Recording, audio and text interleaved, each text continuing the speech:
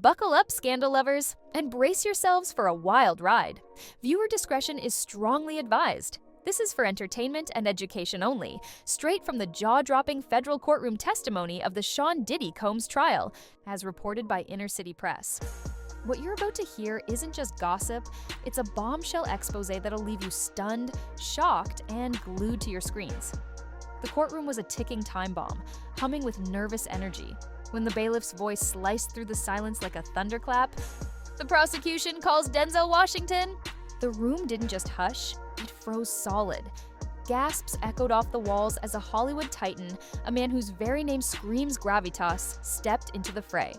Denzel Washington, a living legend, wasn't there for clout or headlines. He was there to drop a truth so explosive it could have blown the roof off the courthouse. Clad in a sharp black suit, blue tie, clutching a single folded paper like it held the weight of the world, he strode to the witness stand with the slow, deliberate grace of a man carrying a decade's worth of secrets.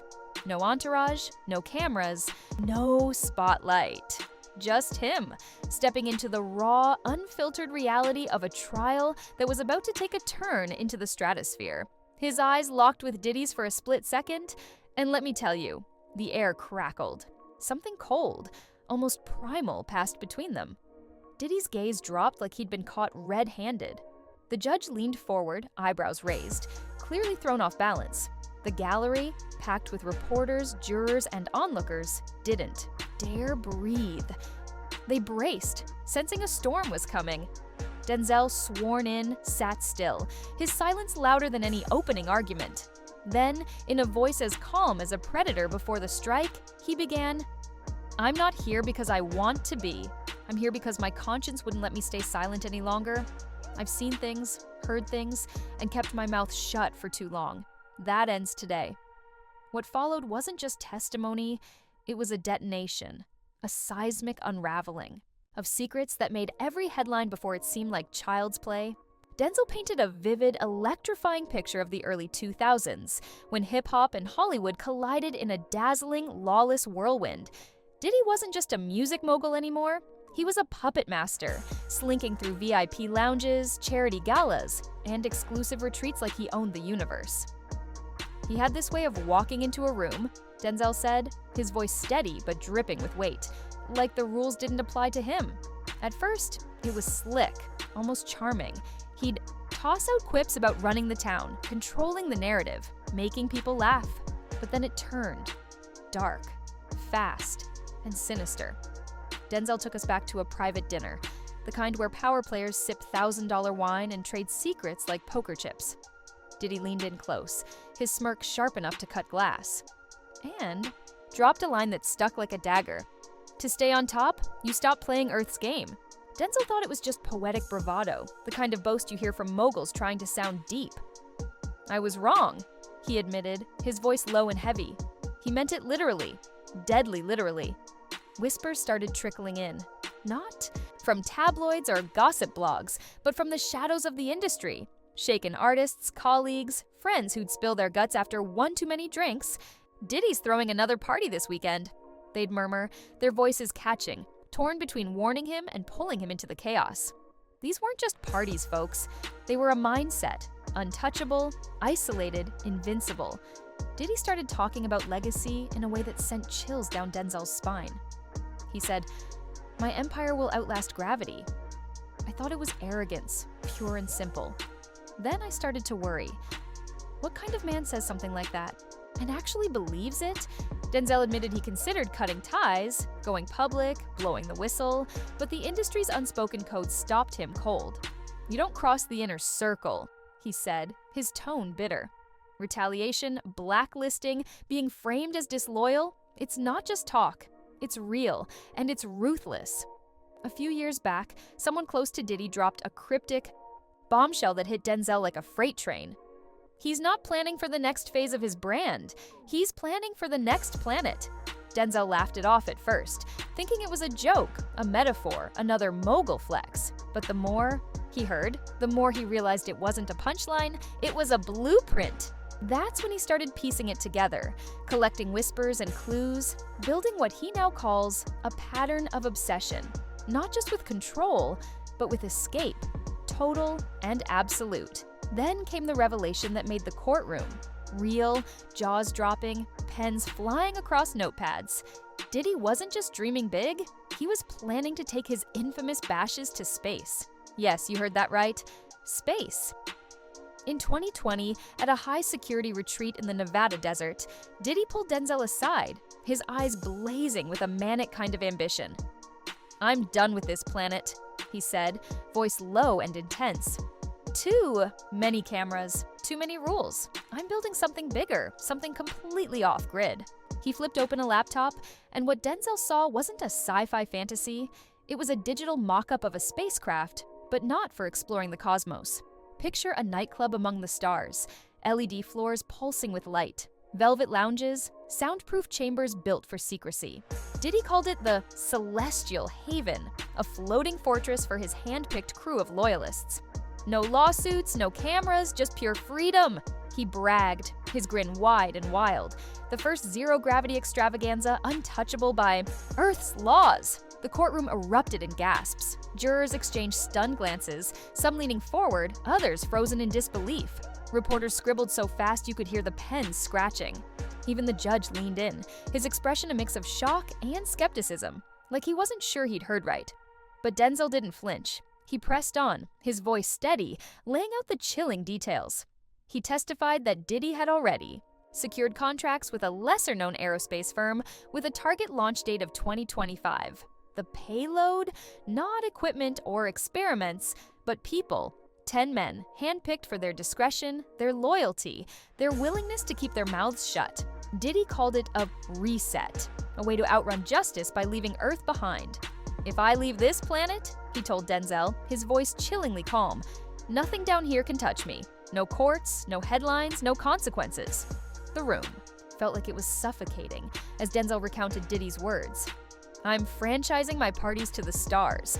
They'll never catch me in orbit." Denzel dove deeper, painting a vivid picture of that Nevada retreat. It wasn't some casual getaway. It was a high-security lodge, glass-walled, locked down tighter than Fort Knox.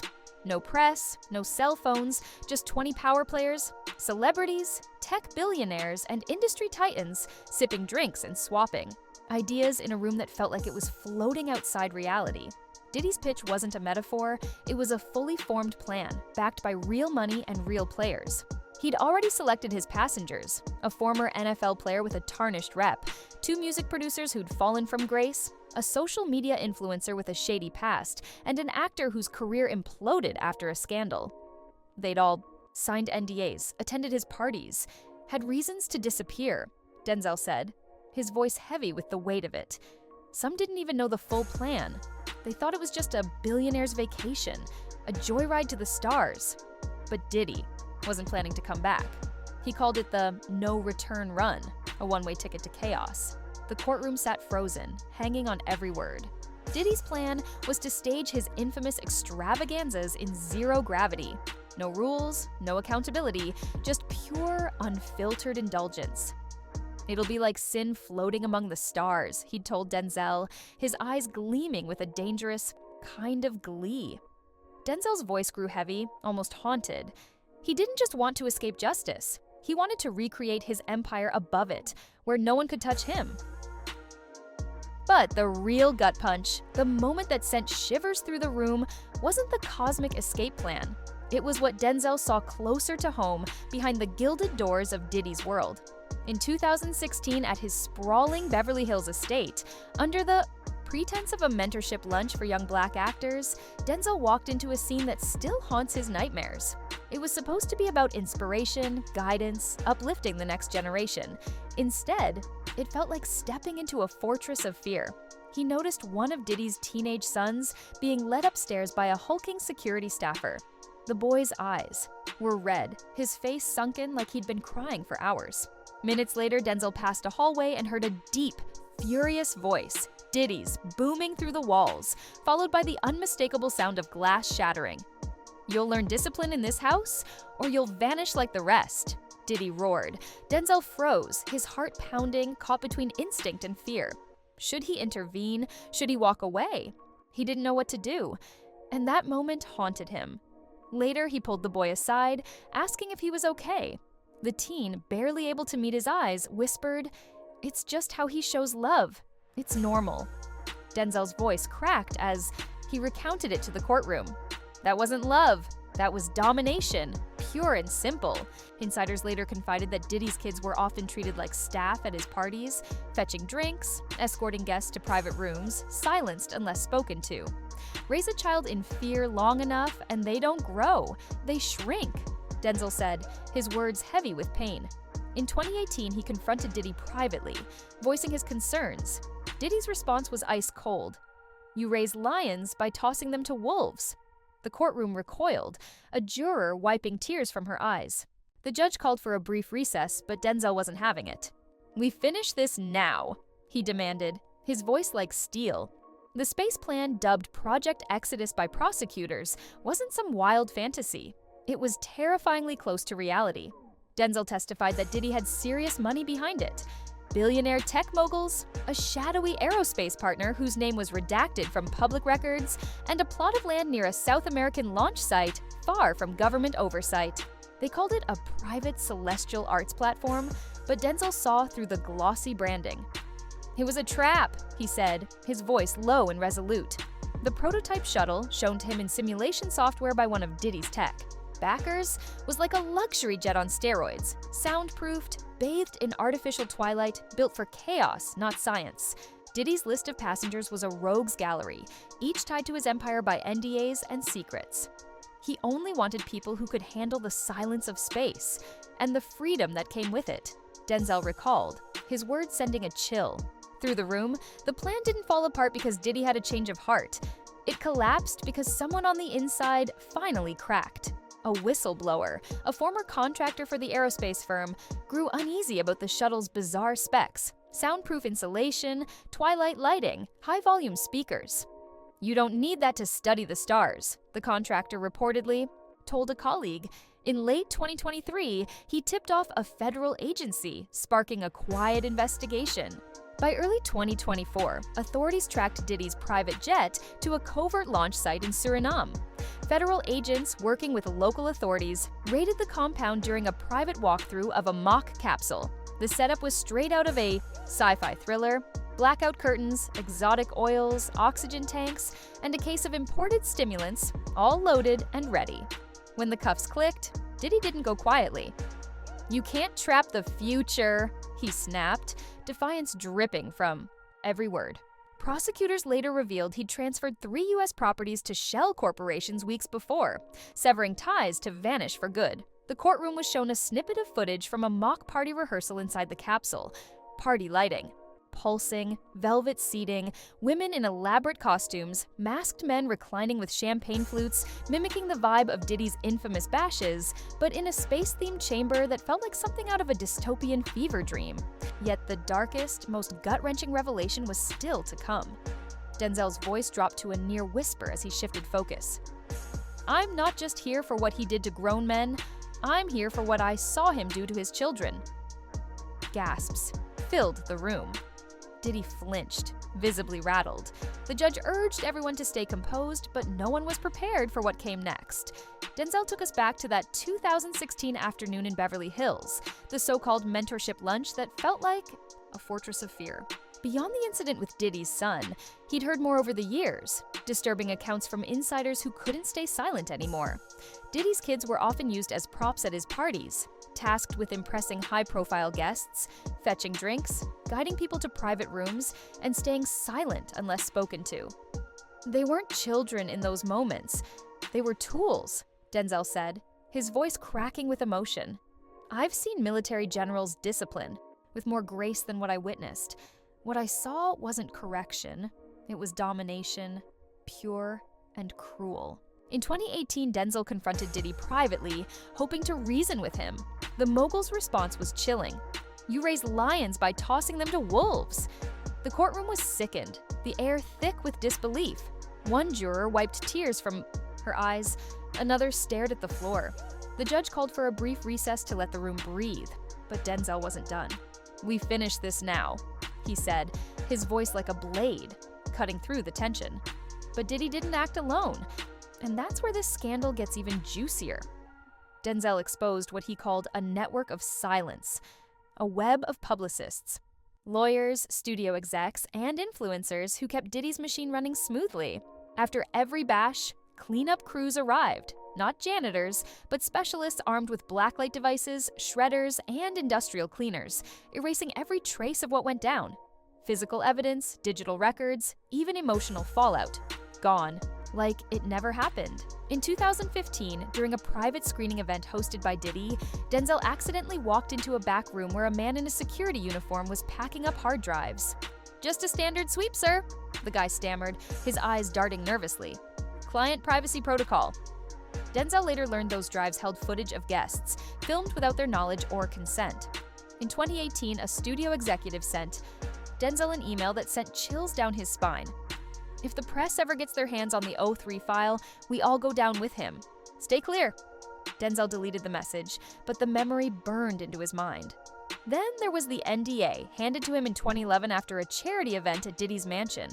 It looked like a standard RSVP form, but the fine print was a trap. Any documentation, testimony, or even a hint of discomfort about the event was considered a breach, punishable by career annihilation. "Hundreds signed these," Denzel said, his voice heavy with disgust. "Some didn't even read them. Some didn't think they had a choice. Refuse, and you were blacklisted, shamed, silenced. Careers disappeared overnight." You'd hear whispers. "She broke the code." He talked to a journalist. Next thing you know, they're gone. Erased from the industry. Denzel's voice grew raw as he turned the spotlight on himself, admitting his own silence. "I saw fear in young artists' faces, heard whispers in hallways, saw his kids treated like property, and I looked away. Me, a man who's played heroes my whole life, didn't act like one."